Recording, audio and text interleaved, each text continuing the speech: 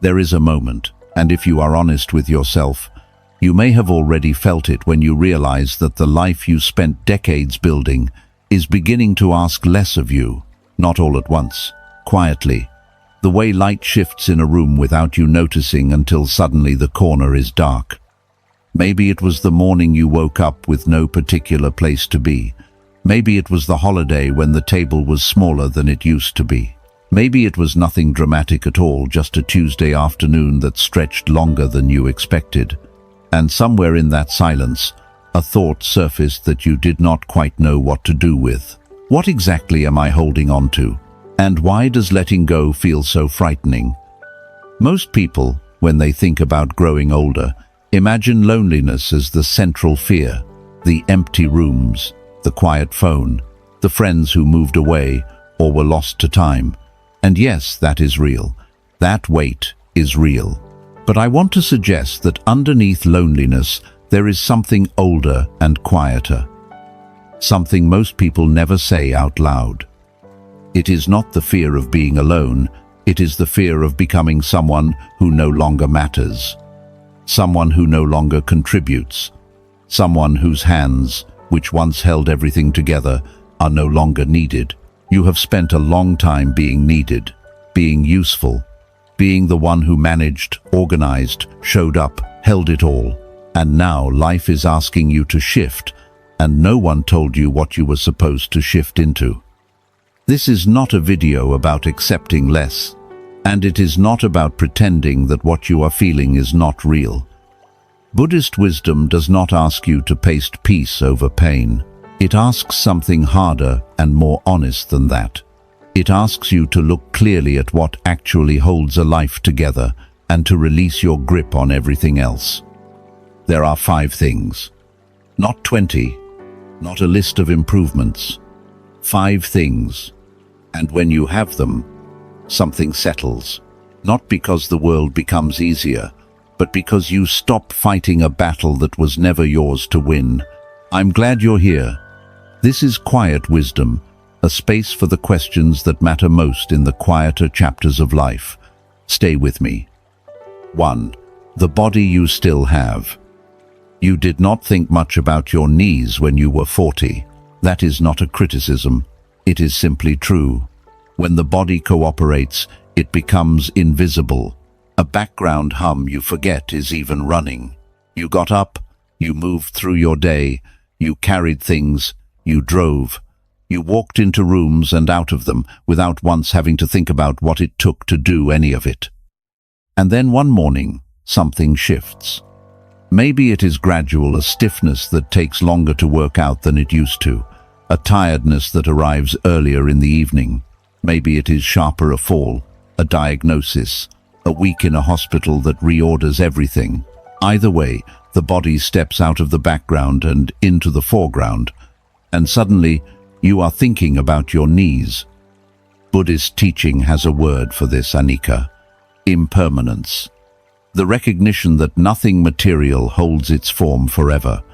Not the body, not the season, not the particular shape your life has taken up until now. This is not a pessimistic teaching. It is, in fact, a releasing one. Because when you understand impermanence not as a threat but as a description of how things actually work, you stop expecting the body to stay unchanged, and you begin to work with the body you have, rather than mourning the one you used to. But here is what the Buddhist teaching does not mean, and this matters. It does not mean surrender. It does not mean sitting quietly while your strength slips away without effort. Anicca describes what is true. It does not tell you to be passive in the face of it. Think of the body this way, not as a machine that is breaking down, and not as a project you are failing to maintain. Think of it as a home you have lived in for decades. A home you know intimately, where the floors creak, where the light comes through in the afternoon, which windows stick in the summer. You do not need it to be a new building.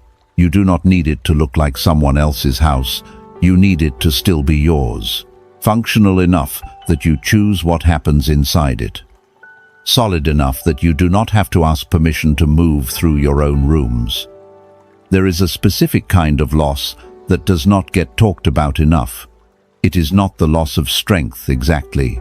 It is the loss of the ordinary small autonomies that strength makes possible. The ability to open a jar without asking for help, to carry your own groceries to the car, to decide to take a walk at 3 in the afternoon simply because you felt like it without needing to coordinate with anyone, without depending on anyone's schedule, without feeling like a burden before you have even put on your shoes. These are not dramatic freedoms, but they are the freedoms that constitute a life lived on your own terms, and their value is almost impossible to see clearly until they begin to recede. The Buddhist framing here is not about fighting time. It is about caring for what is still here with gratitude rather than with fear.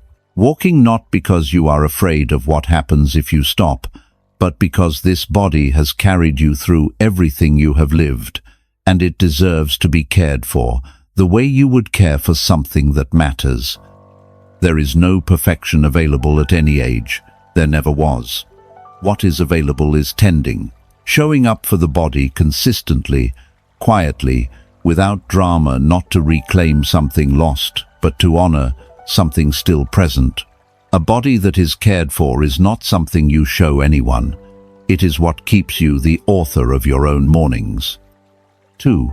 Enough to breathe. Let me say this plainly, the way a close friend might say it, without softening it into something easier to hear. Financial stress does not get lighter with age. In many ways, it gets heavier. When you were younger, uncertainty had a different texture. Difficult, yes, but navigable. You could take on more work. You could start over. You had time in front of you as a resource. But when you are older, uncertainty lands differently. The margins feel smaller, the options feel fewer, and the particular fear that settles into a person who does not know whether their money will hold that fear is not abstract. It lives in the body. It keeps you awake at 2 in the morning, doing arithmetic that never quite adds up. In Buddhist teaching, dukkha is often translated as suffering, but that translation is a little too dramatic for what it actually describes.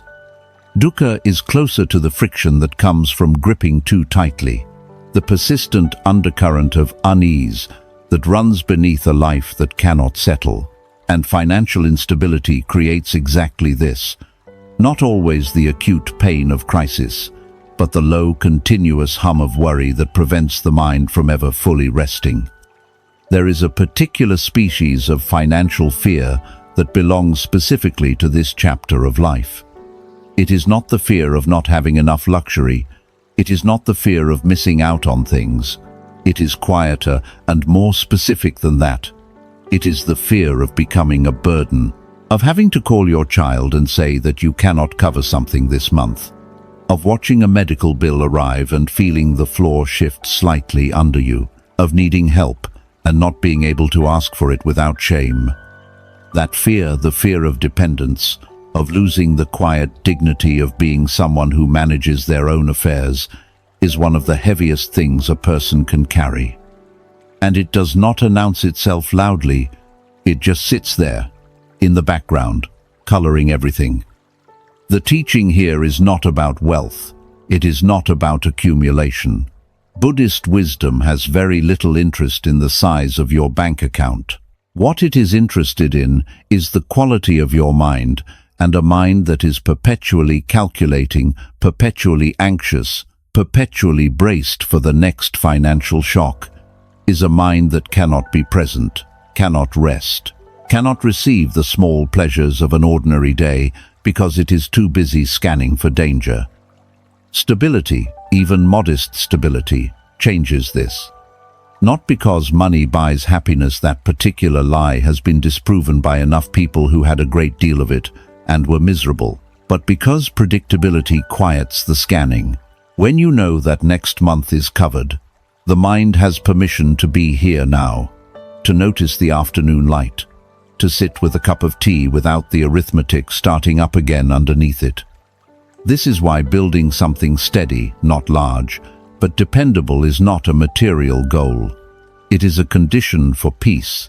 The The monk in the monastery does not worry about where his next meal is coming from. Not because monks are wealthy, but because that particular uncertainty has been removed, and the mind is free to attend to what actually matters. The goal is not abundance. The goal is this: to be able to exhale. Peace does not come from having more. It comes from no longer having to count. 3. The rhythm that holds you. When people imagine retirement, they often imagine freedom as the absence of structure. No alarm, no calendar, no one telling you where to be and when. And for a while, a few weeks, perhaps a few months, that can feel like relief. But then something unexpected happens. The days begin to blur.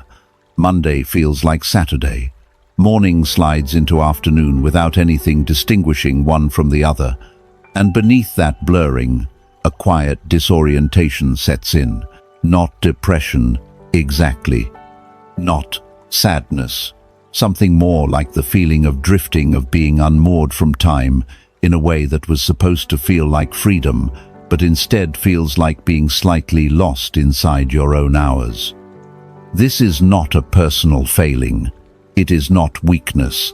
It is what happens when structure disappears, because structure, as much as we resist it when it is imposed on us, is one of the ways the human mind orients itself in time.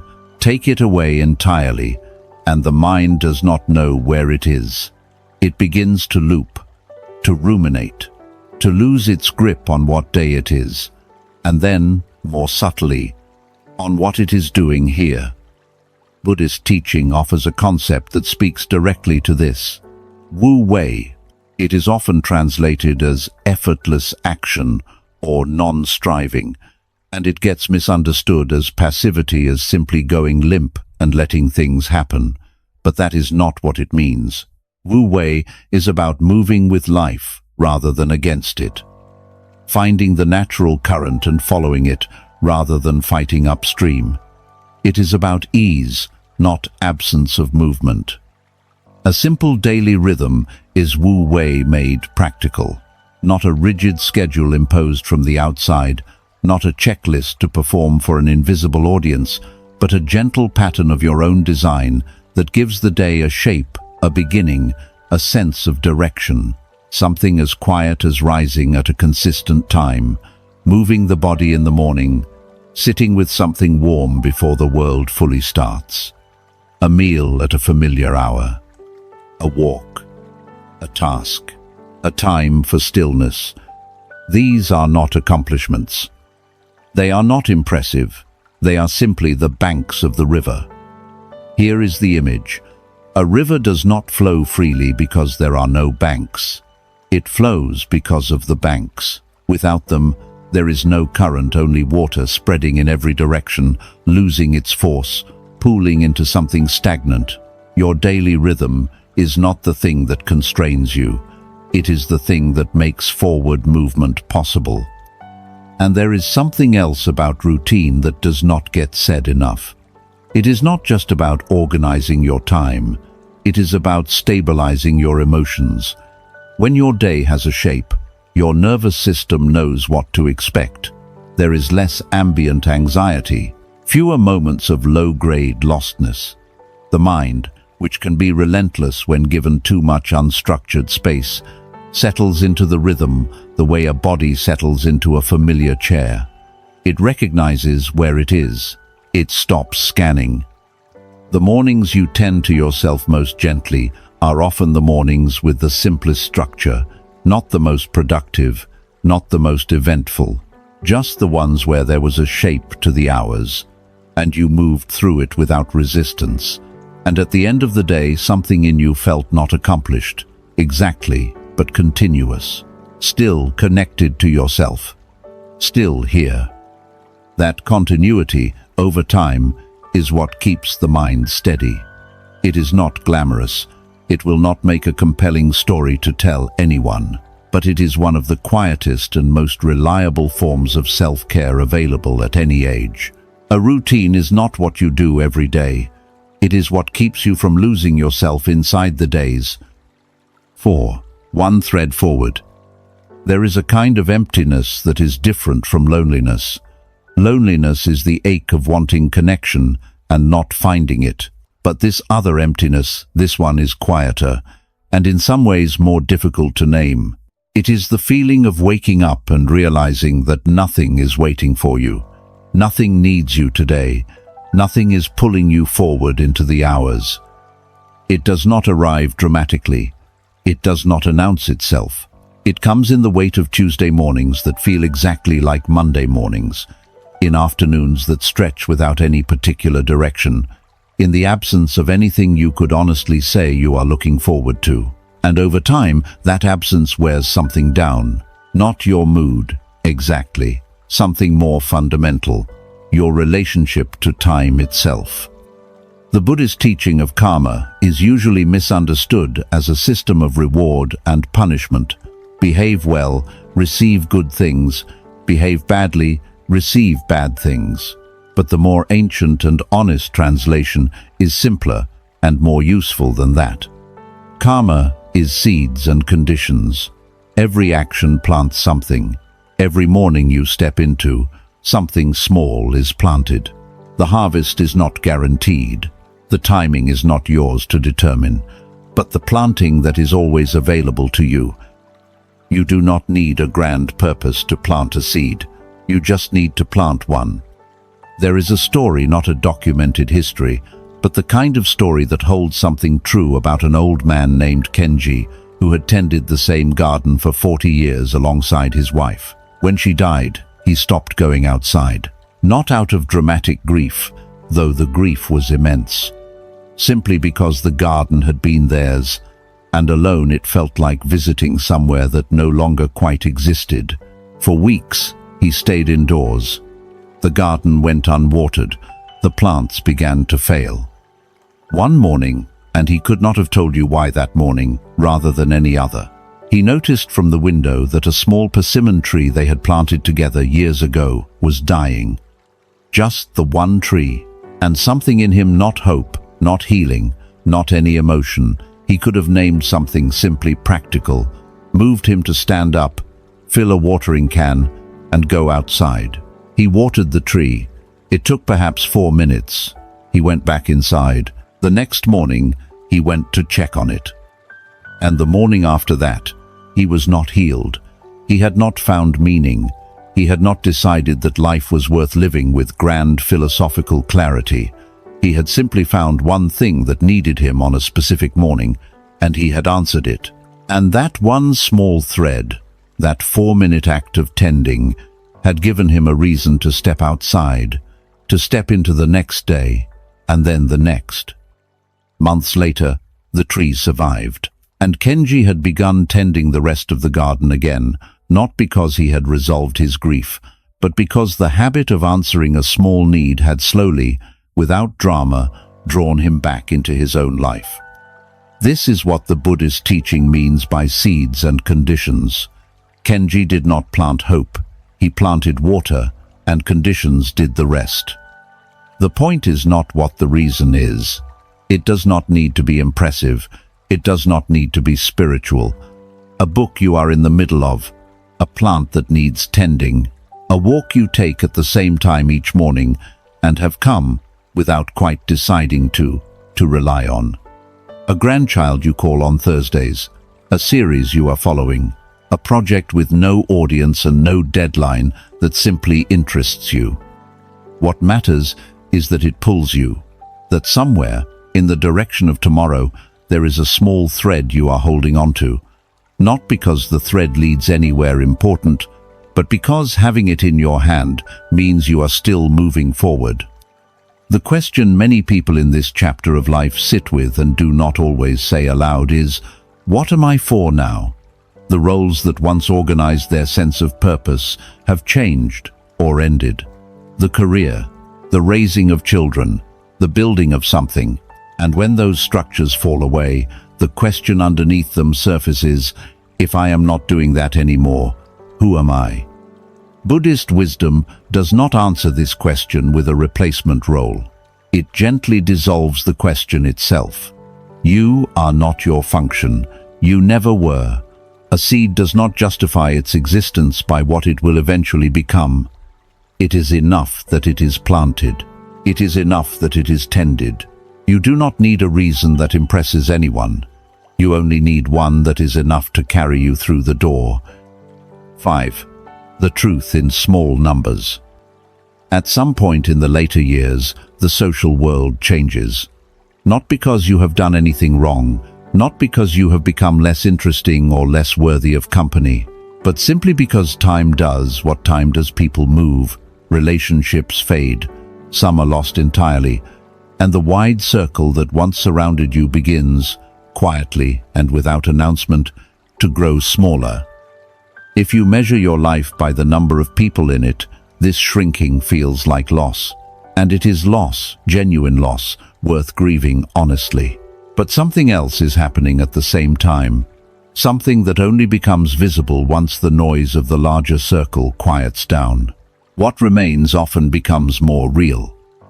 Not always, not automatically, but with enough attention, you begin to notice that the relationships which survived, the ones still standing after everything that has changed, have a different quality to them. A depth, a lack of performance. You do not have to explain yourself. You do not have to manage the impression you are making. You can sit in silence with this person, and the silence is comfortable rather than something to fill. You can say the true thing instead of the appropriate thing. You can be seen, not praised, not managed, not projected onto, simply seen as you actually are by someone who has known you long enough to look past the surface. When did someone last look at you that way? When did you last have a conversation where you did not feel the subtle pressure to present a certain version of yourself? When did the silence between you and another person last feel like rest rather than awkwardness? When did you last leave a conversation feeling lighter rather than more carefully assembled? These are not rhetorical questions. They are invitations to notice what kind of connection you actually have and what kind you are still hungry for. Metta, the Buddhist practice of loving kindness, is often described as sending goodwill outward, to friends, to strangers, to people you find difficult. But the teaching begins somewhere specific. It begins with yourself. Before you can extend genuine warmth toward another person, you must first cultivate something like warmth toward your own presence. Not self-congratulation, not performed self-love. Simply the quiet willingness to be in your own company without harshness.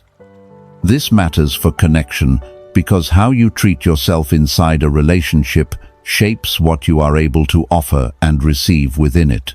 A person who is relentless with their own inner critic tends to hear criticism where none was intended. A person who cannot rest in their own presence cannot fully rest in another person's.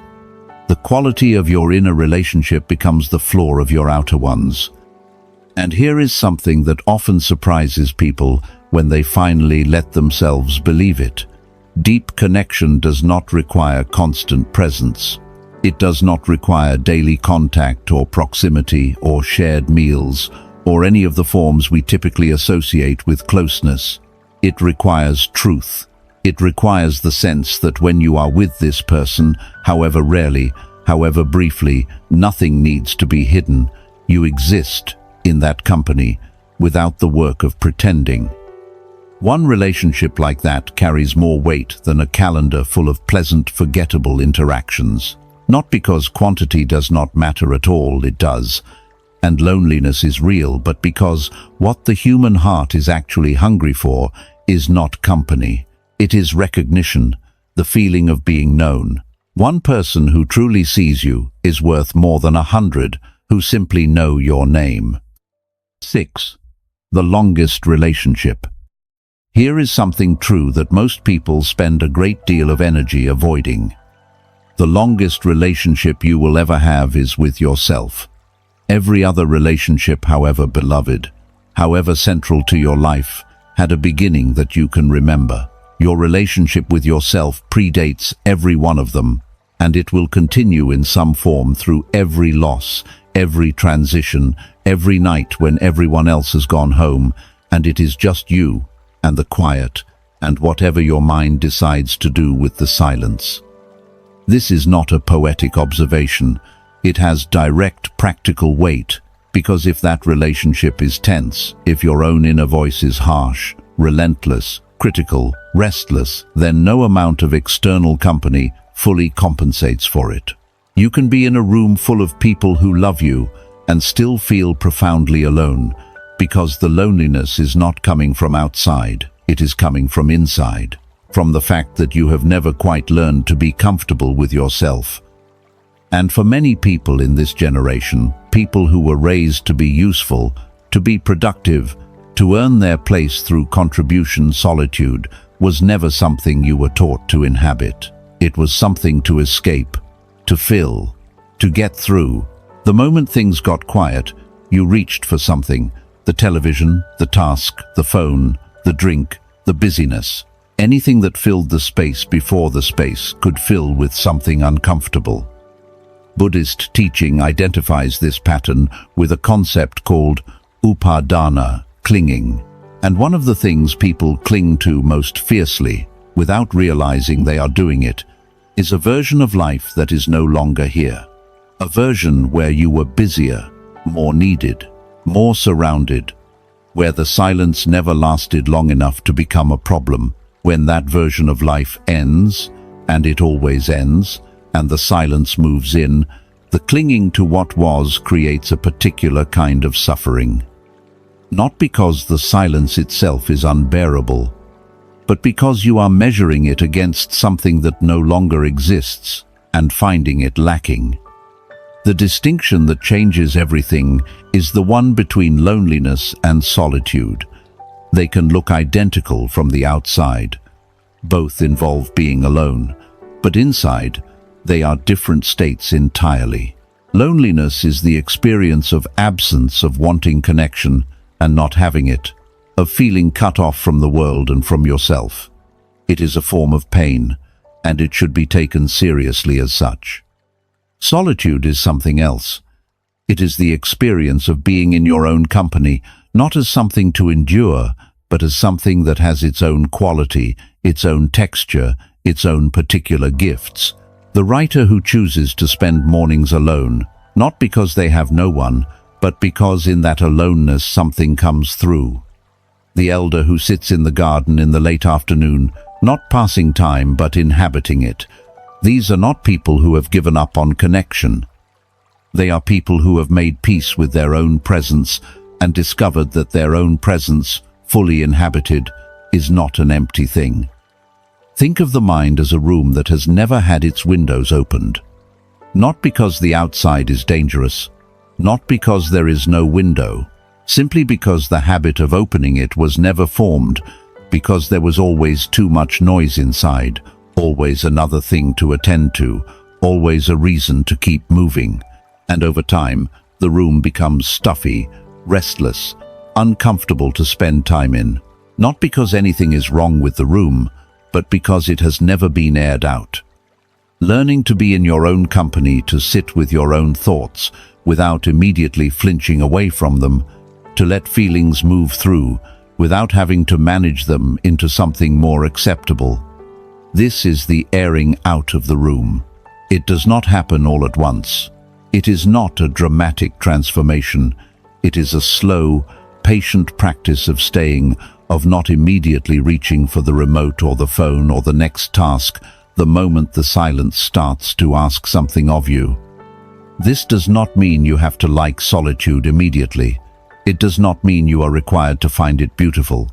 It only means this: stop treating your own company as something to escape from, because every time you flee the silence, you are telling yourself something that your inner world is a place too difficult to visit. And the longer you believe that, the more true it becomes. The moment you stop running is the moment the room begins to breathe. When you learn to stay with yourself, silence stops being the enemy. 7. What remains when everything falls away? There is a teaching in Buddhism called the second arrow. The first arrow is the pain that life delivers, the illness, the loss, the diminishment, the way the body slows. the way the circle narrows, the way certain mornings arrive heavy with the weight of everything that is no longer here. That pain is real. It is not to be minimized or explained away. The first arrow lands, and it hurts. The second arrow is the one we fire at ourselves. It is the story we tell about the first arrow, that it should not have landed, that something has gone terribly wrong, that we are being punished, that other people are spared this, that this particular pain means something about us, or about the fairness of things. It is the resistance to what is already here. And most of the suffering of aging, not the difficulty, but the suffering comes not from the first arrow, but from the second, not from what life is doing to us, but from the relentless commentary our minds run on top of what life is doing to us. The 5 things we have talked about in this video are not about preventing the first arrow. They are about lowering the bow before you fire the second one. A body that is cared for, not perfect, but tended, does not eliminate the limitations of age, but it removes the extra suffering of having neglected what was still available to care for. A modest, stable income does not remove uncertainty from life, but it removes the particular torment of financial anxiety that runs underneath everything else and prevents the mind from ever fully resting. A simple daily rhythm does not make every day meaningful in some grand sense, but it prevents the mind from drifting into the formless fog of unstructured time, which is one of the quieter cruelties of later life when no one warns you about it. One small thread forward, one thing that needs you, one thing you are moving toward does not restore the sense of purpose that earlier chapters of life provided, but it keeps the door to tomorrow from feeling completely sealed. And a practiced capacity for your own company, for the silence, for the inner world, for the relationship with yourself that no one else can enter, does not make you immune to loneliness. But it means that solitude, when it comes, is a room you know how to inhabit, rather than a place you have never learned to navigate. Together, these 5 things are not a formula for a perfect old age. There is no such thing. They are not a guarantee that the later years will be easy or painless or free of grief. They are something quieter and more honest than that. They are the recognition that a life does not need to be large to be full. That fullness, real fullness, the kind that does not depend on performance or accumulation or the presence of particular people, comes from a different direction entirely. It comes from the direction of less, from releasing the grip on things that were never really holding you up anyway. From discovering, in the space that opens when you stop clutching, that what was always underneath the body, the breath, the simple rhythm of days, the one thread, the one true witness, the ability to sit quietly inside your own existence was enough, has always been enough. The Buddhist teacher Ajahn Chah once said, "If you let go a little, you will have a little peace. If you let go a lot, you will have a lot of peace. If you let go completely, you will have complete peace." The 5 things we have talked about today are not things to acquire. They are conditions that make letting go possible. They are what remains when you stop trying to hold everything and find that what is still in your hands is exactly what you needed. Aging does not take away your life. It takes away what you never truly needed to begin with. Do you remember the question from the beginning? What am I holding on to? And why does letting go feel so frightening? I want to offer a different framing now. Not an answer, but a reframe. The hands that grip tightly are tired hands. And you have been gripping for a long time, not because you are a fearful person, but because life asked you to hold so much, for so long, that holding became your default. Your first response to uncertainty, your protection against the feeling of things slipping away.